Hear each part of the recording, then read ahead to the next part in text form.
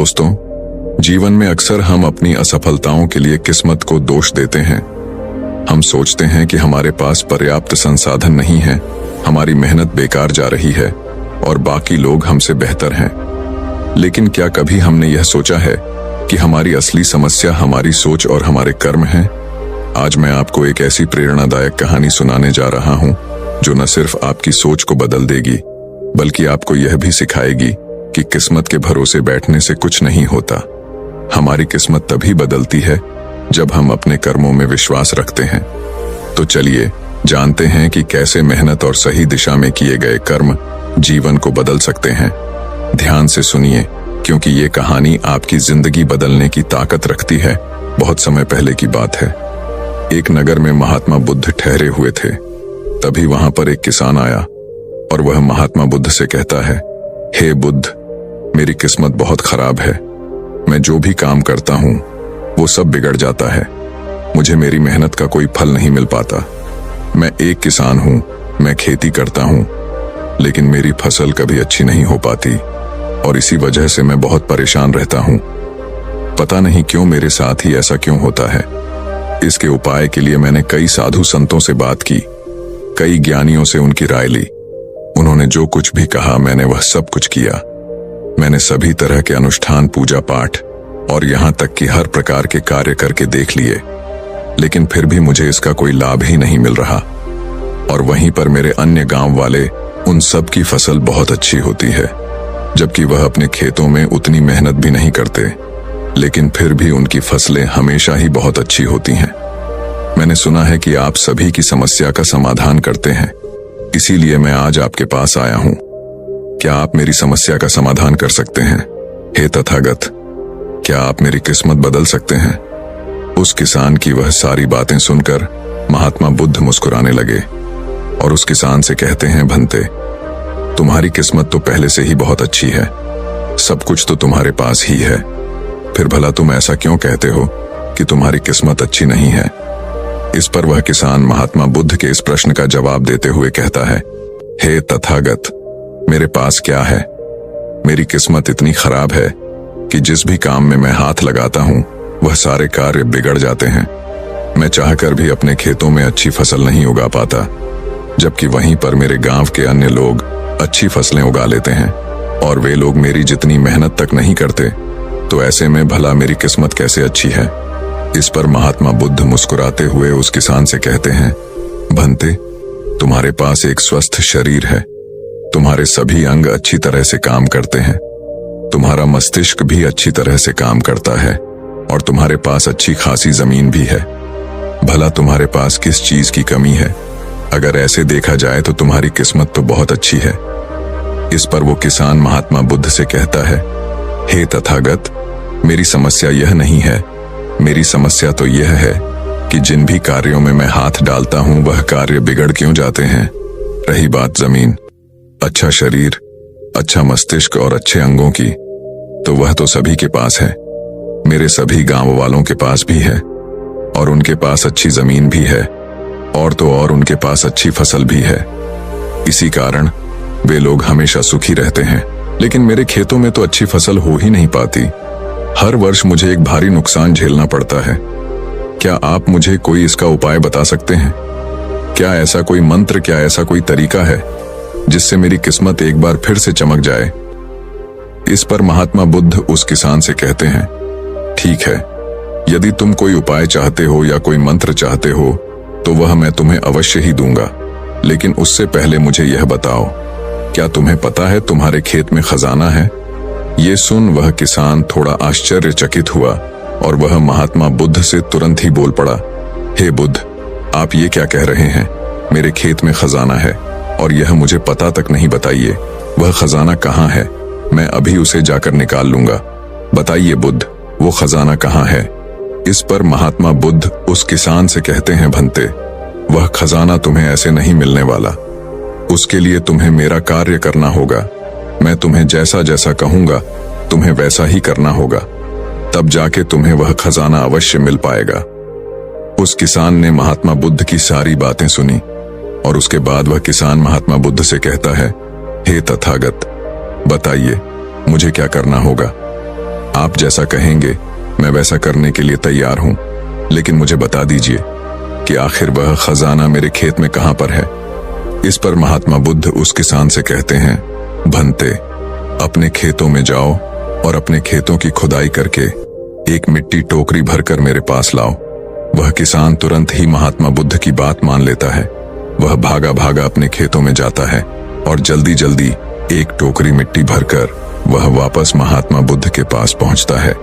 उस मिट्टी को देखने के बाद महात्मा बुद्ध उस किसान से कहते हैं, ठीक है, अब मेरी बात ध्यान से सुनो। अब से 1 महीने बाद अपने खेत की खुदाई करना, और जब तुम पूरा खेत खोद दोगे तो उसमें से एक टोकरी मिट्टी फिर से मेरे पास लेकर आना। महात्मा बुद्ध के मुख से यह बात सुनकर वह किसान कुछ देर के लिए सोच में पड़ गया। वह यह सोचने लगा, जब खजाना मेरे खेतों में गड़ा हुआ है तो महात्मा बुद्ध मुझे सीधे सीधे बता क्यों नहीं देते कि वह कहां पर है। उसने कुछ देर सोच विचार करने के बाद महात्मा बुद्ध से आखिरकार यह बात पूछ ही ली। वह किसान महात्मा बुद्ध से कहता है, हे तथागत, यदि वह खजाना मेरे खेतों में है तो आप मुझे बता क्यों नहीं देते कि वह कहां पर है। मैं उसे अभी जाकर निकाल लेता हूं। भला मुझे 1 माह का इंतजार क्यों करना है? आखिर इसकी क्या जरूरत है? इस पर महात्मा बुद्ध बड़े शांत स्वर से उस किसान से कहते हैं, भंते, हर कार्य का एक समय होता है और वह कार्य यदि उचित समय पर किया जाए तो वह हमें उचित और शुभ फल देता है। तुम चाहते हो तो मैं तुम्हें खजाना बता देता हूं कि वह खजाना तुम्हारे खेतों में कहां गड़ा हुआ है, लेकिन एक पल के लिए यह भी सोच लो, अगर तुम अभी उस खजाने को पाने की कोशिश करोगे तो हो सकता है कि तुम्हारे हाथ तो कुछ भी ना आए। सोच लो, तुम अभी उस खजाने को पाना चाहते हो या 1 महीने के बाद। महात्मा बुद्ध के मुख से यह सारी बातें सुनकर वह किसान कुछ देर के लिए सोच विचार में पड़ गया और फिर वह महात्मा बुद्ध से कहता है, हे तथागत, आप जैसा कहेंगे मैं वैसा ही करूंगा। इतना कहकर वह महात्मा बुद्ध को प्रणाम करके वापस घर लौट जाता है। वह जैसे तैसे अपने मन को मार तो लेता है, अपनी इच्छाओं को दबा तो लेता है, किंतु अब भी उसका मन बहुत बेचैन था। वह उस खजाने को जल्द से जल्द पाना चाहता था। रात में उसे खजाने के सपने आया करते थे। वह दिन भर केवल खजाने के बारे में ही सोचता रहता था। जब भी वह खेत जाता तो एक किनारे पर बैठता और उस खजाने के बारे में सोचने लग जाता। दिन भर हर समय उसके मन में केवल खजाना पाने के विचार ही चलते रहते। वह यह सोचता रहता कि जब मुझे खजाना मिल जाएगा तो मैं तो इस नगर का सबसे अमीर आदमी बन जाऊंगा। मेरे पास सारे ऐशो आराम होंगे और मैं अपना जीवन आनंदमय बिताऊंगा। मुझे किसी चीज की कोई कमी नहीं होगी। देखते ही देखते ऐसे ही करीब 1 माह बीत गए और वह अपने खेतों में गया और उसने अपने खेतों में से एक टोकरी मिट्टी खोदी। उस टोकरी में भरकर वह महात्मा बुद्ध के पास पहुंचा और महात्मा बुद्ध से कहता है, हे तथागत, यह लीजिए एक टोकरी मिट्टी जो मैंने अपने खेत से लाई है। अब बताइए वह खजाना कहां पर है। इस पर महात्मा बुद्ध उस किसान से कहते हैं, क्या तुमने अपना सारा खेत खोद दिया? इस पर वो किसान महात्मा बुद्ध से कहता है, नहीं तथागत, आपने कहा था केवल एक टोकरी मिट्टी ही आपको चाहिए, इसलिए मैंने केवल एक टोकरी मिट्टी ही निकाली। भला उसके लिए मुझे पूरा खेत जोतने की क्या जरूरत है? बस आप मुझे यह बता दीजिए कि वह खजाना मेरे खेतों में कहां पर गड़ा हुआ है। मैं जाकर वहीं पर खोदूंगा और वह खजाना निकाल लूंगा। इस पर महात्मा बुद्ध उस किसान से कहते हैं, भंते, वह खजाना पूरा खेत जोतने से ही मिलेगा। यदि तुम अपना खेत नहीं जोतोगे तो वह खजाना कभी नहीं बाहर आने वाला। अब सोच लो तुम्हें क्या करना है। इस पर वह किसान एक बार फिर कुछ देर के लिए सोच विचार में पड़ जाता है और वह यह तय करता है कि वह जाकर अपने खेत को जोतेगा।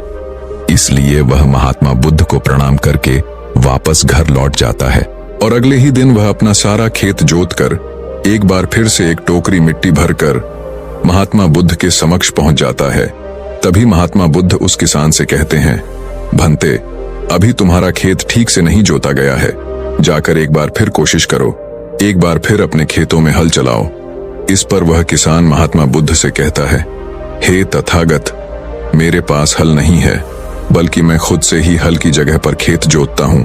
इस पर महात्मा बुद्ध उस किसान से कहते हैं, कोई बात नहीं भंते, एक बार फिर परिश्रम करो। और इस परिश्रम का फल तुम्हें अवश्य मिलेगा। वह किसान महात्मा बुद्ध की बात मान लेता है और वह एक बार फिर से अपने खेतों में मेहनत करता है।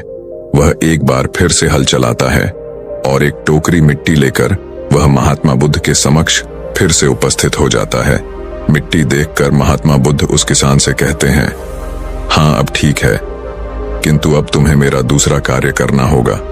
इतना कहकर महात्मा बुद्ध उस किसान से कहते हैं, जाओ और अपने खेतों में उन फसलों की बीज डालो जिन फसलों को तुम उगाना चाहते हो।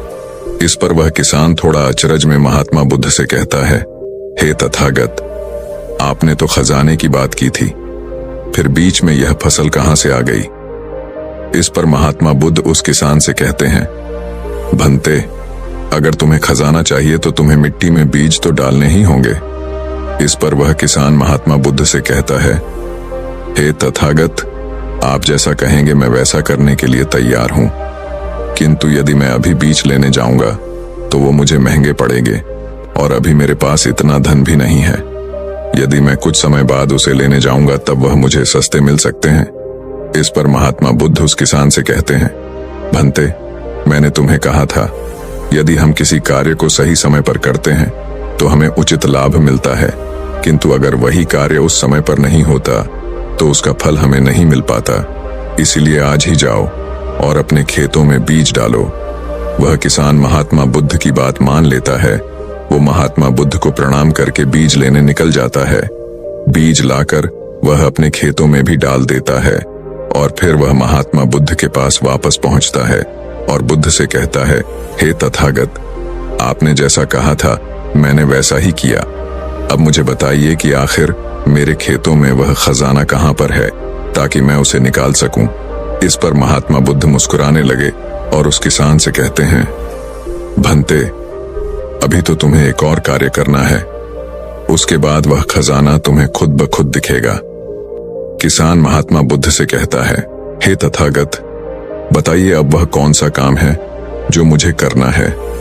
इस पर महात्मा बुद्ध किसान से कहते हैं, जो भी बीज तुमने अपने खेतों में डाले हैं, अब से तुम्हें उनकी देखभाल करनी है।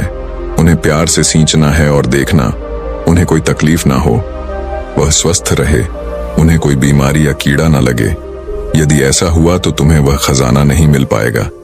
और यदि तुम्हारे खेत का हर एक बीज अंकुरित हो गया और वह अपनी संपूर्णता तक पहुंच गया तो वह खजाना तुम्हें अवश्य ही दिखाई देगा और तब तुम्हें मेरे पास आने की कोई आवश्यकता भी नहीं पड़ेगी। उस किसान ने महात्मा बुद्ध की सारी बातें मान ली और उसके बाद वह महात्मा बुद्ध को प्रणाम करके वापस घर लौट गया। अब से वह अपने खेतों की देखरेख करने लगा। उस किसान ने अपने खेतों पर पूरा ध्यान दिया, किंतु अब भी उसे सपनों में वह खजाना ही नजर आता था और वह मन ही मन सोचता था कि बस एक बार यह फसल पूरी तरह से स्वस्थ हो जाए तो वह खजाना भी मुझे मिल ही जाएगा।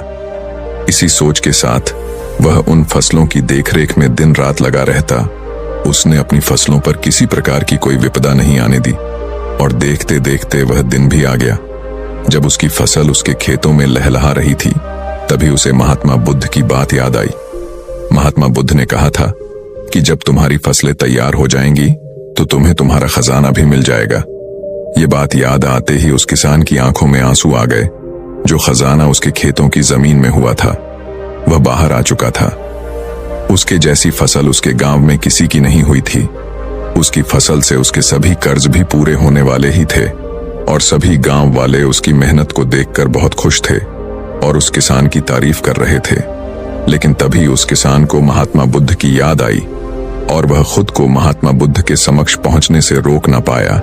वह तुरंत ही महात्मा बुद्ध के चरणों में जा गिरा और उनसे कहने लगा, हे तथागत, आपने जो खजाना मुझे बताया था वो मुझे मिल गया है, लेकिन मुझे यह बात नहीं पता चल रही कि वह खजाना मुझे पहले क्यों नहीं मिला।